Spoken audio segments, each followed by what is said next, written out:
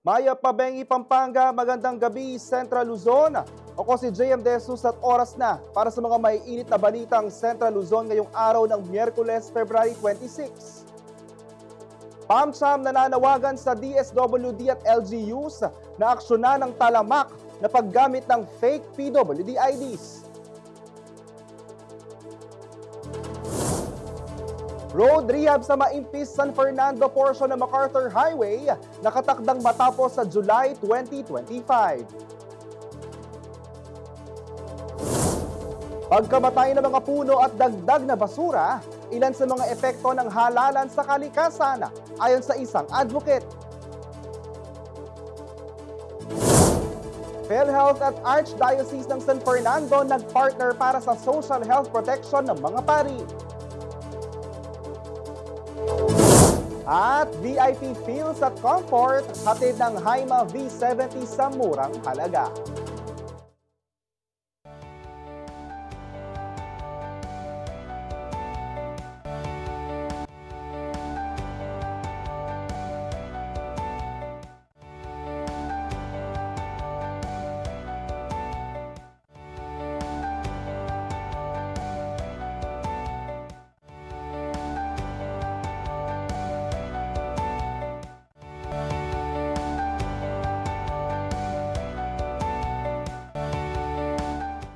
Ikinababahala ngayon ng Pampanga Chamber of Commerce and Industry Incorporated of PAMCHAM at ilang restaurant owners sa lalawigan ng talamak na maling paggamit ng Persons with Disability o PWD Identification Cards. Dahil dito, sumulat na sina PAMCHAM President Attorney Paul Yusi at Chairman Renato Romero kay Department of Social Welfare and Development Secretary Rex Gatchalian na siya ring chairperson ng National Council on Disability Affairs. Ayon sa PAMCHAM, may mga individual na gumagamit ng PWD ID, partikular na sa mga restaurant kahit hindi sila kwalipikado. May mga business owner na rin umano na nag-report ng revenue losses dahil dito. Ang Magna Carta for Persons with Disabilities na inamyendahan ng RA 10754 ay nagbibigay ng pribilehiyo sa mga PWD ng 20% na discount at VAT exemption sa transportation, lodging, restaurants at recreational activities or facilities. Kaugnay nito, hinimak ngayon ng PAMCHAM ang mas mahigpit na verification ng PWD IDs at pagpapataw ng kaukulang penalty sa mga maling gagamit nito. Hinikayat din ng PAMCHAM ang DSWD at LGUs na magsagawa ng awareness campaign at pagbubuo ng complaint mechanism. Umaasa umano ang PAMCHAM na agad itong masosolusyonan upang maprotektahan ang mga apektadong negosyo at lehitimong PWD beneficiaries.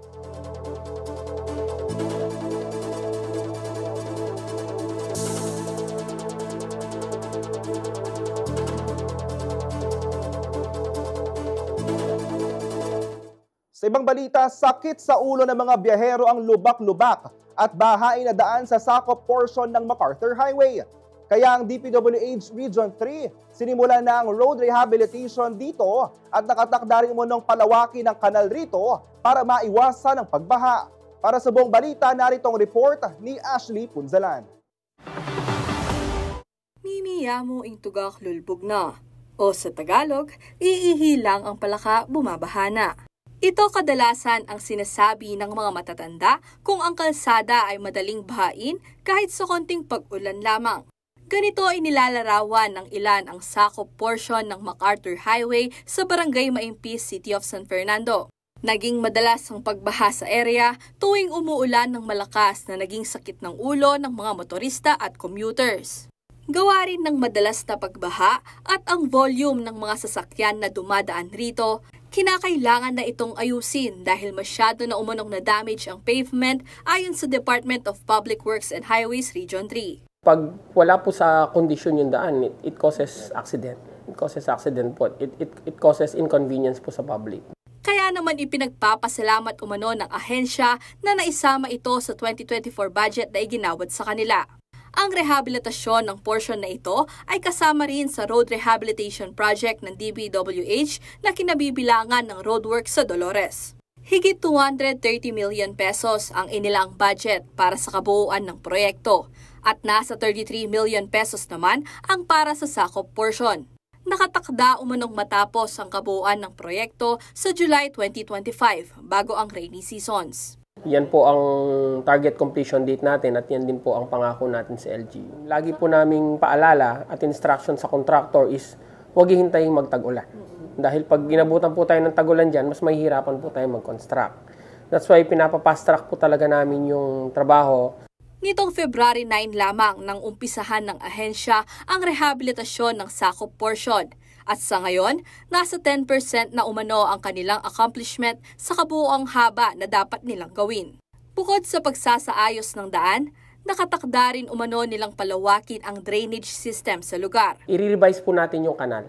So from sakop po hanggang dun sa outfall, gagawa po tayo ng 2x2 meters na kanal dyan. So mas malaki na po yung kanal ngayon. We are expecting po na with this intervention, masolusyonan po yung pagpa-flooding. Mas mataas na rin daw ng bahagya ang ginagawang daan. Hindi lang para maiwasan pang lalo ang baha, pero para na rin maikorek ang transition ng pavement at mas gawing smooth ang biyahe ng publiko. Samantala, sa pagsasaayos ng daan, kaakibat nito ang pagbigat ng daloy ng trapiko. Kaya naman tuloy-tuloy umano ang pakikipagtulungan ng ahensya sa lokal na pamahalaan ng syudad, lalo na sa City Public Order and Safety Coordinating Office o SIPOSCO upang panatilihin ang maayos na daloy ng trapiko. Gayunpaman, nanawagan si Engineer Hauco sa publiko na umunawa at habaan ang kanilang pasensya sa abala na maaaring maidulot ng konstruksyon. Anya, ginagawa umano ng DPWH ang lahat ng kanilang makakaya upang maibigay sa publiko ang dekalidad ng mga infrastruktura, lalo na para sa mas ikagiginhawa ng mga biyahero at commuters. Ashley Punzalan, CLTV 36 News. Bukod sa economic at societal impact ng eleksyon, mahalaga rin ang pagtuunan ng pansin ng epekto nito sa kalikasan. Ang campaign materials kasi ng ibang kandidato, buko sa ipinako na sa mga puno, gawa pa sa mga plastic material. Kaya ang resulta nito, pagkamatay ng mga puno at dagdag sa basura. Narito ang report ni Liana Candilaw. Bago pa man opisyal na magsimula ang election period noong January 12, kabilaan ng mga nakapaskil na poster ng mga kandidato.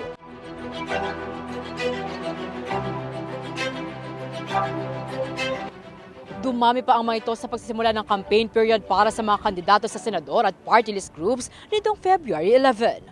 Mayroon sa mga poste, pader, waiting shed at maging sa mga puno.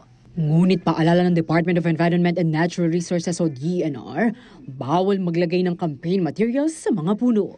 Nakasusugat kasi sa mga puno ang pagpako o pag-ukit sa balat ng mga ito.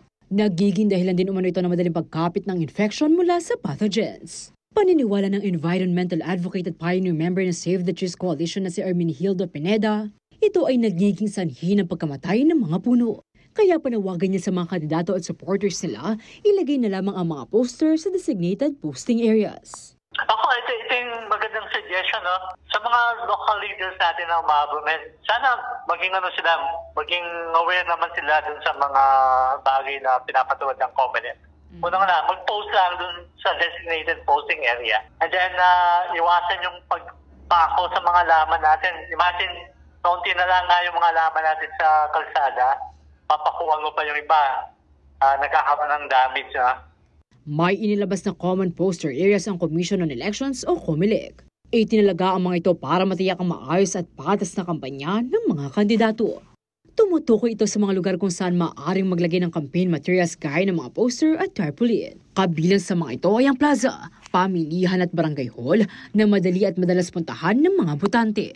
Ang patakaran ay nakabatay doon sa bilang ng mga registered voter sa isang lugar na kung saan ito ay dapat mayroong 5,000 registered voter para magkaroon tayo ng isang tinatawag natin ng common poster area. Paghihigit po dito sa 5,000 na registered voter sa isang lugar, yan ay nadadagdagan ng another one common poster area which is a public place. Alright? Pag pinag-uusapan po natin ng public place, hindi po yung wall, hindi po yung tinatawag natin ng mga building, kundi ang common poster area na tinatawag natin is a structure that is erected by the tinatawag natin ng mga candidates na kung saan doon nila i-exhibit, i-post yung kanilang mga campaign material. Mayroon din daw standard sizes ng campaign material na kailangang sundan. A standard of 2 by 3 feet. Sa mga independent, nagkakaroon sila ng tinatawag na natin na 24 square feet. Pag yan naman ay tinatawag natin na mga nasa political party, nagkakaroon sila ng allocation na at least 192 square feet. Yun sila pwedeng maglagay, magdikit ng kanilang mga campaign paraphernalia. Maaari rin maglagay sa private properties basta mayroong consent ng may-ari. Alinsunod sa instruction natin doon sa jurisprudence ng College of St. Augustine versus Comelec, sinabi ng Korte Suprema na irrespective of the sizes, for as long as mayroong consent ng owner, hindi pwedeng pakialaman ng Comelec. So wala tayong election power na tanggalin ang mga tinatawag natin na campaign material sa mga private properties. Alright? Ngayon, ang private property na yan, it may embody two things. One is mobile, the mobile structure or mga sasakyan yan. So may mga sasakyan na nagkakaroon ng mga campaign paraphernalia, but then it should still comply with the 2 by 3 feet standard. No? Pag naman mga public utility vehicles, pero privately owned, hindi pagmamayari ng gobyerno, kagaya ng MRT, LRT, no? Yan ay ang standard doon sa regulation na inatas ng Land Transportation and Regulatory Board. Okay? Samantala, batay sa Comelec Resolution number 11086, dapat gumamit ang bawat kandidato ng environmentally sustainable election paraphernalia, gaya ng mga non-hazardous material. Mayroon ding itinatag na komite ang Comelec, ang Committee on Environmentally Sustainable Elections o CESE. Layo nitong masigurong hindi nagsasama sa kapaligiran ng mga materyales sa pangangampanya. Bagamat sa kasalukuyan, nakatanggap daw ng hold order ang regional offices ng komisyon para sa implementasyon nito. Baklas tayo noong February 11, tayo ay nagkaroon ng mga instructions na hindi muna natin i-implement itong tinatawag natin na environmentally sustainable campaign, mga ads or campaign paraphernalia. So nag-aantay tayo ng further implementations on this. So ang gusto natin makita dito, nagkakaroon ng tinatawag natin na repurposing or mayroon tayong mga notifications doon sa mga campaign ads na itong mga campaign paraphernalia nito ay galing sa mga recycled materials and non-hazardous to the environment as well as to the health of the people.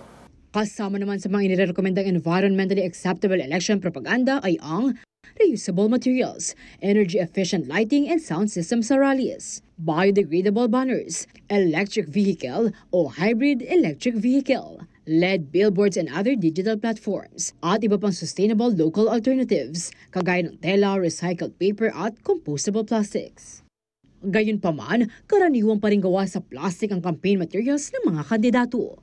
Batay pa sa Facebook post ng DENR Gitnang Luzon, lumalabas sa mga pag-aaral na umaabot ng 450 years bago mag-breakdown ang mga plastic. Tapos ng eleksyon, added basura tayo, di ba? Ang dami na nga nating problema sa basura.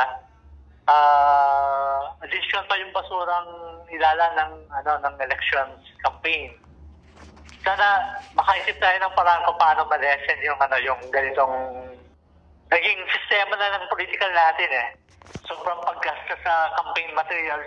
At sana yung din mga tao na buboto ngayon, pag-aralan din yung mga taong yung mga leaders natin na sobrang gumasta sa kanilang campaign materials na hindi naman nakakatulong. Bagamat wala pang nauhuli ang ahensya na national candidates na naaktong lumalabag sa probisyon ng Resolution number 11086 at 9006 of Fair Elections Act, nakamasid daw ang Comelec at handang mag-usik sa mga sumusuway. So napakahigpit ang mandato ng ating chairman.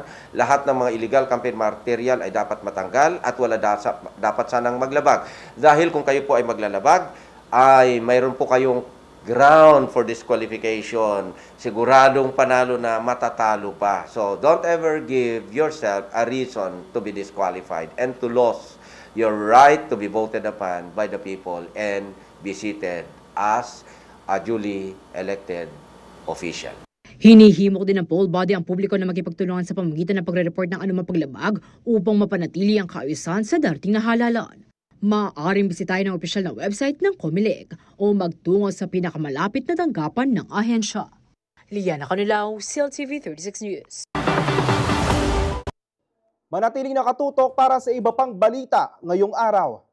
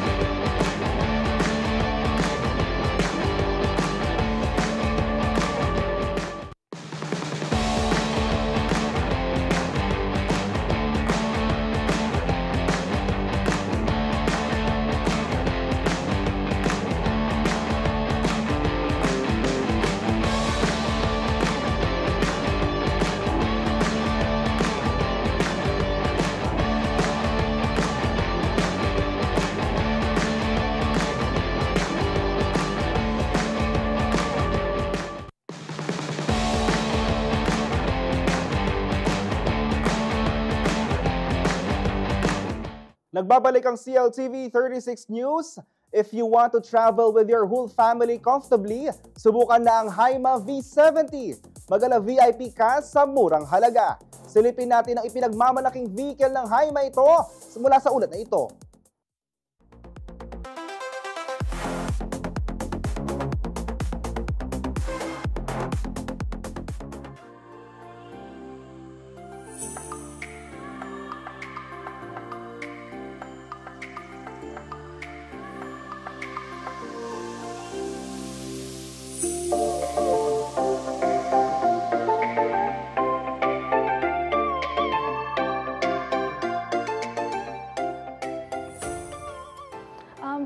Jaime B70 po, sa price niya na dating 1 million, meron po kaming promo ngayon na 799 na lang. Tapos, meron po siyang 4 months free amortization.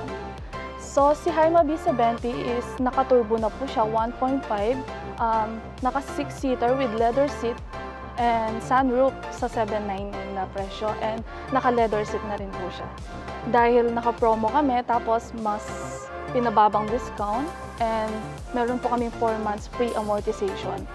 Maa-avail nila sir na 799 na naka-turbo na siya, naka-keyless, naka-sunroof, and captain seat with leather seat. Para kang sir, yung pa-VIP na sobrang comfortable. Sir, yung legroom niya medyo hindi siya masikip, then yung captain seat, nagbibigay siya ng relaxation, sir. Sa likod, sir, mafo-fold mo siya dun sa likod na flat. Pwede kang maglagay ng mga maleta, balikbayan box. Pwede po kaming cash and installment, sir. Tapos, yung pong down payment, subject for approval po yun, sir. Yung after sales po, yung nabibigay ni Laos is yung LG Seekers po. 24/7 po siya, worth of 32,000, sir. Yung LG Seekers po, like, pag nasiraan ka sa labas, makokontak mo kami 24/7. Yung towing, ganun po, service na kapag nasiraan ka sa labas, sir. Makokontak nyo kami through FB page, sa personal page ko po, and sa number ko po. For more inquiries, you can contact me in 0918-854-2945. Dito lang po sa intersection.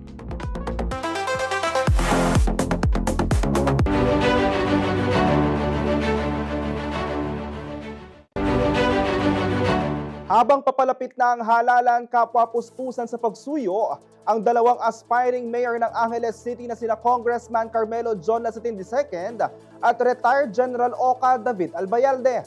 Sa Facebook post ni Lasatin, makikita ang kanyang pakikisa sa programang Lunes Malinis ng Eco Protect Management Corporation na naglalayong turuan ng mga mag-aaral sa upcycling ng single-use plastic sachets. Gagamitin umano ang mga ito upang gawing armchairs at trash bins para sa Gueco Balibago Elementary School. Samantala, makikita naman sa social media post ni Albayalde ang kanyang pagtutok sa mga gawaing pangkomunidad, kabilang ang pamamahagi ng pagkain. Sa pakikipagtulungan sa Alpha Kappa Pro at Perfect 10 Team Albayalde, isinagawa ang feeding program na may temang Delivering Hope, 1 meal at a time, na naglalayon umunong maghatid ng tulong sa mga batang kapos-palad.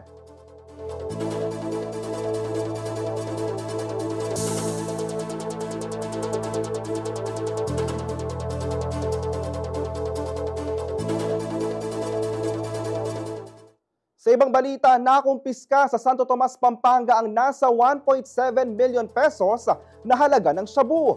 Nasamsam naman sa Tarlac City ang isang baril at 340,000 pesos na halaga ng droga, habang dalawang drug pusher sa Bulacan ang inaresto. Para sa detalye, naritong report.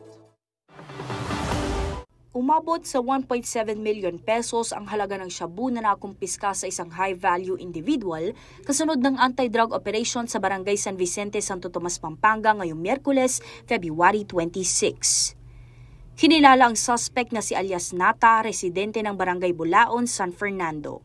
Na-recover mula sa suspect ang 255 grams ng hinihinalang shabu na may halagang 1,734,000 pesos at motorsiklo na ginagamit umano sa drug trade. Arestado ang isa pang high-value individual sa Barangay Lawang, Tarlac City matapos ang matagumpay na operasyon ng Tarlac Police Provincial Office nitong Martes, February 24.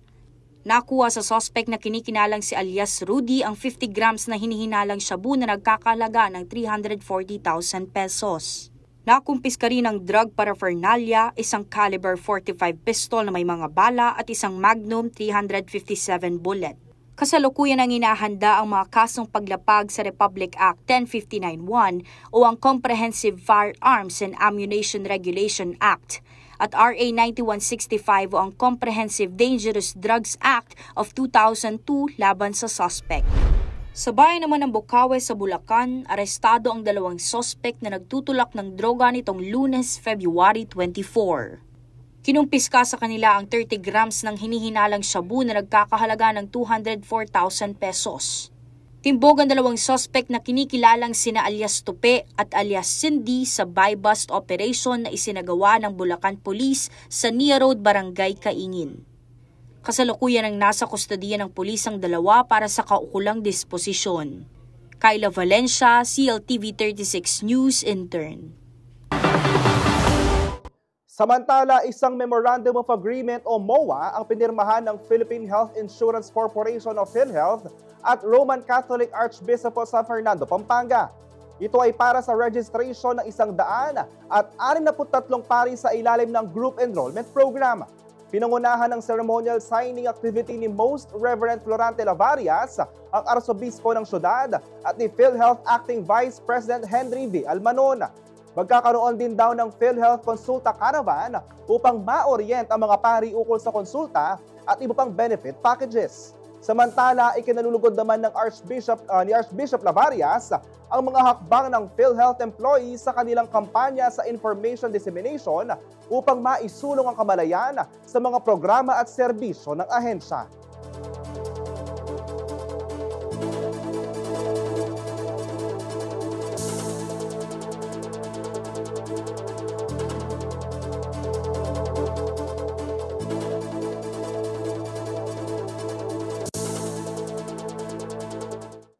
Sa ibang balita, kalunos-lunos ang sinapit ng aso na si TikTok matapos panain ng Indian Arrow ng 5 beses ng hindi pa nakikilalang sospek sa Hacienda Puyas, Barangay Blumentritt, Murcia, Negros Occidental.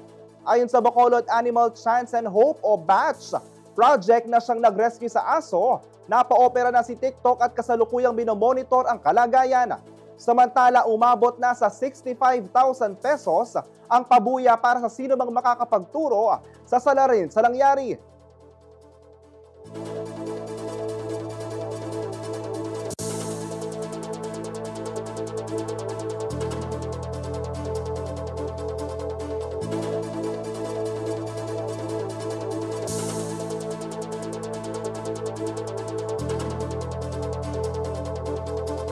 Manatiling nakatutok para sa iba pang balita ngayong araw.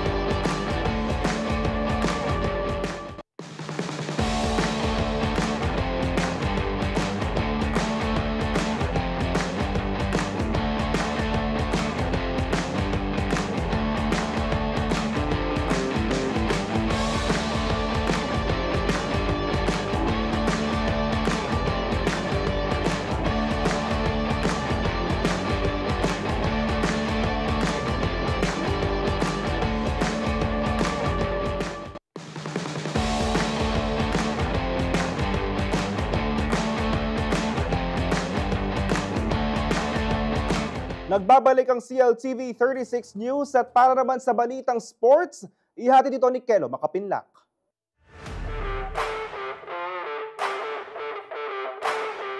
Pinarangalan ng Angeles City LGU ang dalawang mag-aaral ng Santo Rosario Elementary School matapos magugi sa Rise of Tides second leg long course swim waves qualifying series. Tumanggap ng sertipiko at premyo mula kay Mayor Carmelo Pogi Lazatin Jr. noong Martes, February 25 sina Queen Marvian Inoue at Braydon Matthews. Nagkamit ng 3 bronze medal sa Inoue habang nag-uwi ng 2 gold, 2 silver, 1 bronze medal at itinanghal na most outstanding swimmer si Matthews. Dumalo rin sa pagbibigay parangal ang kanilang mga coach na sina Jeriel Lugtu, Sheng De Los Santos, Wilson Pugado at Bernie Policarpio kasama ang kanilang mga magulang. At yan ang sports news ngayong araw. Back to you, JM.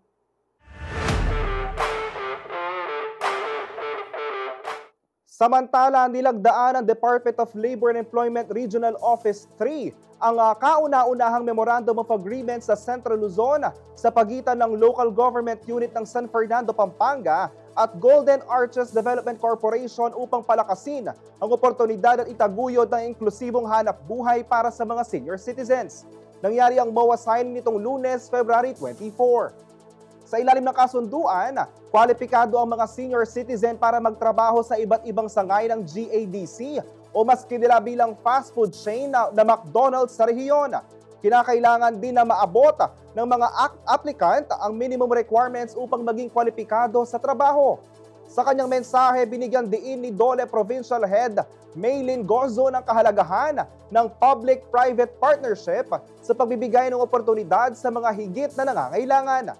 Aniya, sumisimbolo ang naturang MOA sa pag-unlad at pagpapatunay na may mahalagang papel ang bawat manggagawa, anuman ang kanilang edad o kakayahan. Nangako rin ang kagawaran na kasama ang mga partido sa MOA na magbibigay ng tamang gabay, impormasyon at suporta sa senior citizens upang mapadali ang kanilang pagpasok ng trabaho.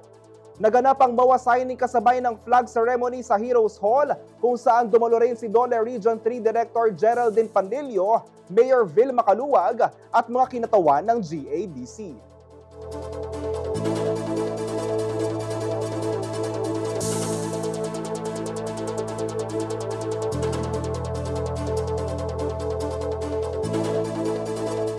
Sa ibang balita, nakatanggap ng school supplies ang 200 high school students sa Babalacat City.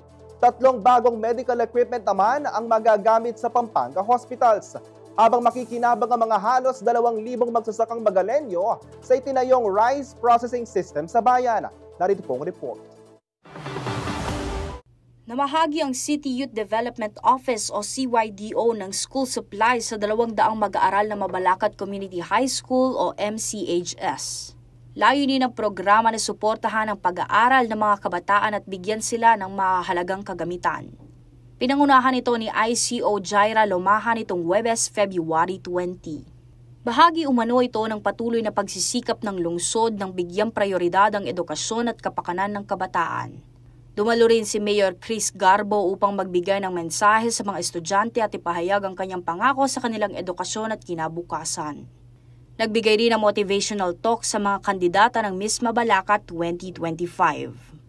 Sinundan naman ito ng symposium kung saan tinalakay ng mga eksperto ang mahalagang issue tulad ng anti-drug awareness, self-worth beyond social media at sexual and reproductive health education.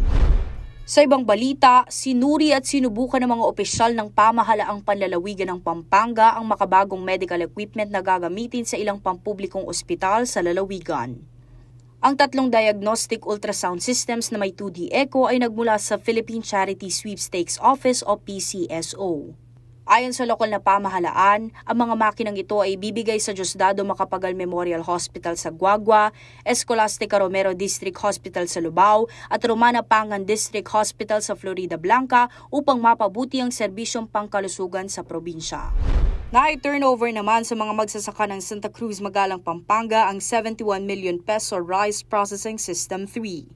Pinangunahan ni Mayor Malu Lacson at mga opisyal ng Department of Agriculture o DA at Philippine Center for Post-Harvest Development and Mechanization o PhilMec ang aktibidad na ginanap nitong February 21. na isa katuparan ng proyekto sa ilalim ng Rice Competitiveness Enhancement Fund o RCEF Mechanization Program upang matulungan ang mga lokal na magsasaka. Kaya nito magproseso ng 4 to 5 tons ng palay kada oras at ipinagkatiwala sa Cruzan Multipurpose Cooperative, isa sa mga nangungunang tagapagtanim ng bigas sa bansa. Aabot sa 1,986 farmers ang makikinabang umano sa makabagong makinarya at mas efficient na post-harvest processing na inaasahang magpapataas ng kanilang ani at kita. Ayon kay Mayor Lacson, patuloy ang suporta ng gobyerno sa modernisasyon ng agrikultura sa pamamagitan ng pagbibigay ng mga makabagong pasilidad at teknolohiya upang palakasin ang produksyon ng bigas sa bayan. Kyla Valencia, CLTV 36 News Intern. Diretsahang sinabi ni Senate President Cheese Escudero na hindi siya interesado sa pagka-vice-presidente sakaling ma-impeach si Vice President Sara Duterte. Hindi raw niya nanaisin ang isang posisyong bunga ng isang prosesong dapat ay patas at walang bahid ng pansariling interes. Kasabay nito, hinimok niya ang mga mambabatas na pairalin ng integridad sa kanilang mga desisyon. Ang buong detalye sa report ni Arlene Salonga. Mariing iginiit ni Senate President Francis Cheese Escudero na hindi siya interesadong maging vice-presidente, lalo na kung ito ay bunga ng impeachment ni Vice President Sara Duterte. Hindi ako interesado maging vice. Ang pangit naman nun sa panlasa, kami magdedesisyon, kaugnay niyan, tapos yung pala, interesado ko at gusto ko pala. So ngayon pa lang sinasabi ko na, hindi ako interesado, tatanggihan ko yun kung inalok man sa akin yun. Hindi tama at hindi dapat ginagawa yun. Sa isang press conference itong February 25 sa Sorsogon City, hinamon niya mga mambabatas na may kinalaman sa impeachment na magpakita ng parehong prinsipyo upang maiwasan ng mga desisyong maaaring mahubog ng pansariling interes. Sa katunayan, sa parte ng Kamara, siguro dapat ganun din, di ba? Kasi pipili nga mula sa Kongreso eh. Hindi naman din siguro dapat konsiderahin yan. Nung mga pumirma at nung mga nagsusulong nito, dahil baka mamaya masabihan sila na ito lamang pala ang interes at gusto nila, kaya nila ginawa ito. So prudence is the better part of valor. Delicadeza is rarely seen in government, but I think we can always go back to it and rekindle and refresh it in the minds of our people. Ipinaliwanag din ni Escudero ang proseso sa pagpili ng kapalit na Vice President sakaling mabakante ang posisyon. Aniya, ang Pangulo ng Bansa ang may kapangyarihang pumili ng bagong vice-presidente mula sa hanay ng mga kasalukuyang senador o kongresista na may edad 40 pataas alinsunod sa saligang batas. Dagdag pa niya, hindi ito otomatiko mapupunta sa Senate President sa kabila ng kanyang posisyon bilang pangatlo sa hierarchy ng gobyerno. Kapag ka na-impeach, natanggal ang vice-presidente, ang papalit, pipiliin ng presidente mula sa Kongreso. Hindi automatic na Senate President yan. Hindi porkit number 3 ako, number 2 ang Vice President, 1 ang Presidente, 4 ang Speaker, yung 3 ang papalit sa 2. Hindi. Pipili ang Presidente mula sa Kongreso. Ang requirement para maging Vice President, pareho ng requirement para maging Congressman at Senador maliban sa isa, edad. Bilang halimbawa, binanggit niya ang nangyari noong EDSA 2 kung saan natanggal sa pwesto si Pangulong Joseph Estrada at dahil dito, si Vice President Gloria Macapagal Arroyo ang humalili bilang Pangulo. Sa ilalim ng administrasyon ni GMA, pumili siya ng bagong vice-presidente mula sa Kongreso at napili niya si Senator Teofisto Ginggona. So nangyari na yan. Pagpili niya, nominado yun, kailangan i-confirm by simple majority ng House at ng Senate voting separately na siyang ginawa. Kaugnay nito, ibinahagi ni Escudero na pinag-iisipan na niyang magretiro sa politika matapos ang kanyang termino sa 2028 sa halip na muling tumakbo bilang senador.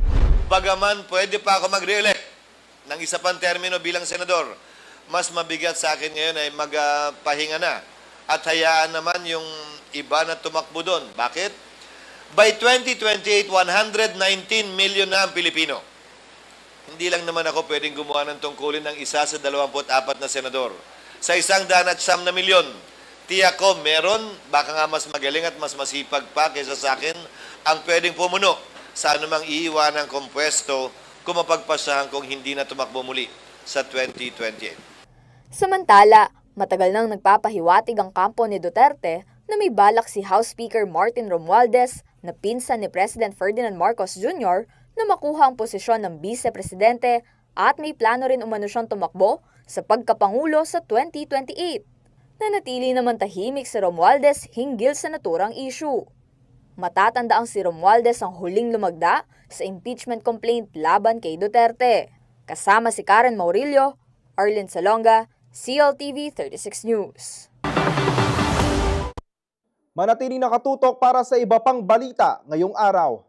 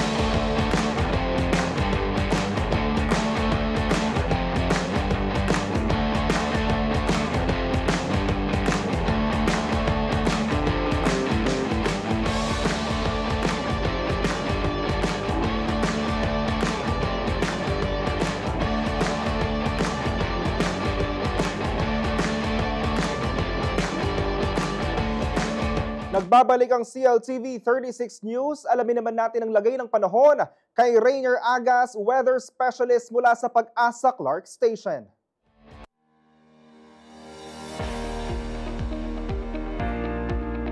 Magandang araw po sa ating lahat. Narito na po ang magiging kalagayan ng ating panahon ngayong Miyerkules, February 26, 2025. Shearline ang nakakaapekto sa eastern section ng Visayas at northeast monsoon naman ang nakakapekto sa buong Luzon. Aasahan natin ang maulap na kalangitan na may kalat-kalat na mga pag-ulan, pagkulog, pagkidlat dito sa eastern Visayas, northern Mindanao at Caraga dahil po yan sa shearline. Maulap na kalangitan naman na may kalat-kalat na pag-ulan, pagkulog, pagkidlat sa natitirang bahagi ng Visayas at Mindanao dahil naman po sa easterlies. At maulap na kalangitan na may mga pag-ulan dito sa may Cagayan Valley, Cordillera Administrative Region, Aurora at Quezon dahil naman po sa northeast monsoon.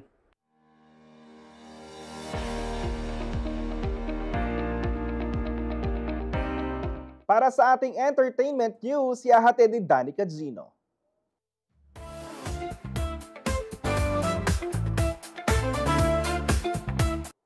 Sikat na larong Among Us magkakaroon na ng 3D version. Inanunsyo na ng game studio na Inner Slot ang nalalapit na release ng Among Us 3D nitong February 20 sa kanilang official website. Nagkaroon na ng 3D version ng laro noong 2022, ngunit ito ay available lamang para sa mga virtual reality gaming consoles. Ngayon, magkakaroon na ng pagkakataon ng mga personal computer players na malaro ang 3D version na ito. Magagamit na rin ng mga manlalaro ang first-person playing mode na na-introduce sa Among Us VR version.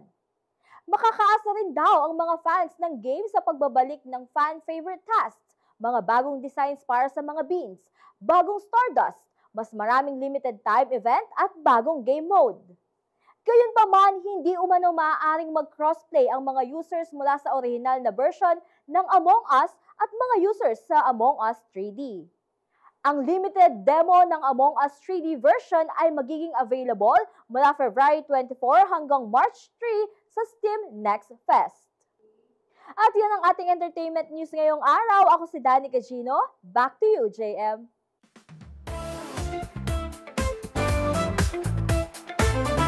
Samantala, dinagsa ng mga kabalen na naghahanap ng trabaho ang OFW Bagong Pilipinas Serbisyo Caravan Job Fair na ginanap sa Brenziguao Convention Center sa San Fernando, Pampanga nitong Martes, February 25. Nagbigay oportunidad ng job fair sa mga aspiring overseas Filipino workers na mag-apply para sa iba't ibang trabaho sa ibang bansa, katulad na lamang ng factory worker, teacher, construction worker, welder, mekaniko at iba pa. Sa oras na matanggap ang mga aplikante ay ipapadala sa iba't ibang panig ng mundo, partikular sa Europa, New Zealand, Japan at Middle East. Ang nasabing job fair ay inorganisahan ng Public Employment Service Office o PESO Pampanga, katulong ang Department of Migrant Workers bilang suporta para sa mga Kapampangan na nagnanais magtrabaho abroad. Bilang karagdagang serbisyo, nagkaroon din ng one-stop shop sa job fair para sa PhilHealth, SSS, Pag-ibig, NBI at OWA upang mapadali ang pagproseso ng mga kinakailangang dokumento ng mga aplikante.